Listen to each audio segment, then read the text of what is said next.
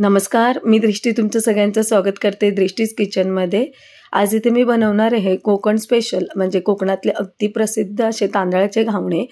हे नेहमी प्रत्येकाच्या घरात आठवड्यातून एकदा किंवा दोनदा बनतातच आणि खायला खूप मस्त लागतात। बनवायला तर अगदी सोपे आहे हे तांदळाचे घावणे।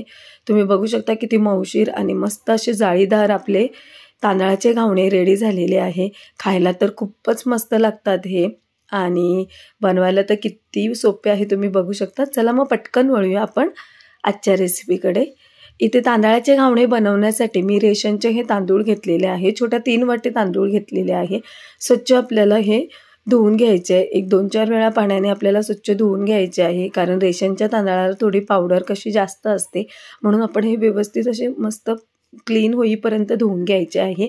त्यानंतर जेवढे तांदूळ आहे त्याच्या दुप्पट आपल्याला पाणी घालून हे भिजत ठेवायचे आहे। मी हे रात्रभर भिजत ठेवलेले आहे। तुम्ही 5-7 तास भिजत ठेवले तरी चालेल। दुसऱ्या दिवशी सकाळी आपल्याला हे पाणी सगळं गाळून घ्यायचं आहे। हे बघा किती मस्त असे व्यवस्थित तांदूळ भिजलेले आहे। पाणी पूर्ण गाळून घ्यायचं आहे आणि त्यानंतर आपल्याला हे मिक्सरला लावून घ्यायचं। मिक्सरला लावताना अगदी थोडे थोडे तांदूळ घालून आपल्याला हे मिक्सरला वाटून घ्यायचे आहे आणि थोडंसं पाणी घालून आपल्याला हे जाडसर थोडंसं वाटायचं आहे। अगदी बारीक असं वाटायचं नाही, एकदम पावडर कशी पीठ वाटायचं नाही आहे। जर तुम्ही अगदी बारीक अशी पावडर केली ना, जे घावणं आहे तो आपल्याला तव्याला चिपकणार, म्हणून थोडंसं जाडसर म्हणजे कणिकदार असं वाटायचं आहे। बघा एकदम असं कणिकदार असं वाटायचं आहे, एकदम बारीक वाटायचं नाही आपल्याला। अशाच प्रकारे आपल्याला हे व्यवस्थित असं सगळं वाटून घ्यायचं आहे आणि हे बॅटर आपल्याला एका भांड्यामध्ये काढून घ्यायचं आहे आणि तसंच आपल्याला बाकीचे जे तांदूळ राहिलेले आहेत तेही आपल्याला वाटून घ्यायचे आहे। सगळे तांदूळ वाटून झाल्यानंतर आपल्याला मिक्सरच्याच भांड्यामध्ये थोडंसं पाणी घालून आपल्याला हे पातळ असं बॅटर रेडी करायचं आहे। आपल्याला जाडसर असं बॅटर रेडी नाही करायचं। जेवढं पातळ असेल तेवढं आपला मस्त असं जाळीदार असा घावणा तयार होतो। जर तुम्ही जाडसर म्हणजे पिठाची जी कन्सिस्टन्सी आहे ती जाड ठेवली तर त्याची जाळी व्यवस्थित पडणार नाही घावण्याला आणि असं भाकरीसारखं जाडसर होणार आहे तो। त्यामुळे हे बघा तुम्ही बघू शकता व्यवस्थित असं पातळ झालेलं पाहिजे आणि पातळ असलं की आपलं घावणं अगदी मऊ आणि लुसलुशीत असं घावणं रेडी होतो। ह्याच्यामध्ये अजून आपल्याला काही घालायचं नाही, फक्त आपल्याला चवीनुसार मीठ घालायचं आहे। मीठ घालून आपल्याला 1-अर्धा मिनटं व्यवस्थित असं फिरवून घ्यायचं आहे।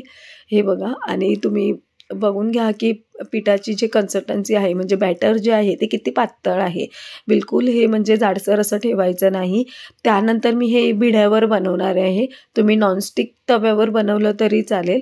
इथे मी भिड्यावर बनवते आणि कोकणामध्ये कसं नारळाची जी किशी असते त्याने आपण तेल लावतो किंवा कांद्याने तेल लावतो। इथे मी ब्रशने तेल लावते, त्याने कांद्याने आणि नारळाचं जी किशी असते त्याने मस्त अशी चव येते। आणि त्यानंतर आपल्याला हे बॅटर एकदम पातळ असं पसरून घ्यायचं आहे, कुठेही गॅप नाही ठेवायचं। व्यवस्थित असं चारही बाजूने आपल्याला हे बॅटर घालून घ्यायचं आहे भिड्यावर आणि घालताना गॅसचा फ्लेम जे आहे तो हाय ठेवायचा आहे। त्यानंतर आपल्याला अर्धा मिनिटासाठी हे झाकण लावायचं आहे। झाकण लावलं की आपल्याला गॅसचा फ्लेम स्लो करायचा आहे।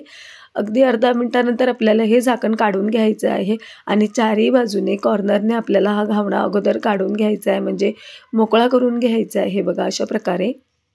त्यानंतर आपल्याला हा उलट करायचा आहे। उलट केला की आपल्याला जास्त हा वेळ भिड्यावर ठेवायचा नाही, अगदी अर्ध्या मिनिटासाठी आपल्याला हे भिड्यावर ठेवायचं आहे आणि हा पटकन एक मिनिटामध्ये आपला हा घावणा रेडी होतो। आणि आपण फोल्ड करताना गरम असताना फोल्ड करायचं नाही, जर तुम्ही गरम असताना फोल्ड केला ना तर पूर्ण असं चिपकून जातो। आणि तुम्ही बघू शकता थंड झालं की आपल्याला असं फोल्ड करायचं आणि किती मस्त असा मऊशीर आणि एकदम असा जाळीदार आपला तांदळाचा घावणा रेडी झालेला आहे। किती सॉफ्ट झालेला आहे तुम्ही बघू शकता। खूप मस्त लागतो हा आणि हा हिरव्या चटणीसोबत जर तुम्ही घावणा खाल्ला ना तर खूपच मस्त लागतो। आणि ही मी चटणी फोडणी द्यायच्या अगोदरच बनवली आहे। मस्त अशी लागते ही चटणी घावण्यासोबत। आणि आजची माझी रेसिपी जर तुम्हाला आवडली असेल तर नक्की ही रेसिपी तुम्ही घरी ट्राय करा आणि अशाच नवीन रेसिपीसाठी माझ्या चॅनलला लाईक, शेअर आणि सबस्क्राईब करा। पुन्हा भेटू एका नवीन रेसिपीसोबत नवीन व्हिडिओमध्ये। थँक्यू।